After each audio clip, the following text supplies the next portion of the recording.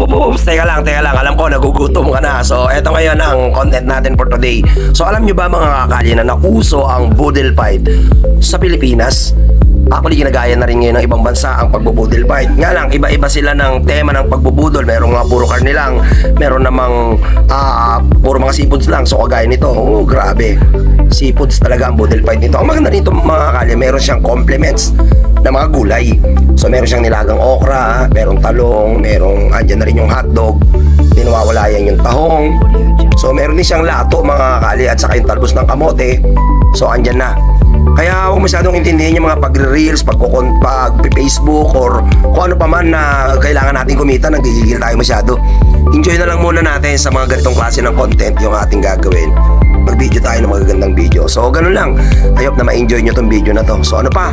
Gutumin ko muna kayo. Let's do the party. Budil fight na. Grabe yung bangus. Sarap. So paano hanggang yan muna? At alam kong nagutom kita kasi grabe naman yung mga pagkain. Talaga namang nakakagutom talaga. Tayo nga namang mga Pilipino talaga is love to eat. Kaya ano pang hinihintay mo?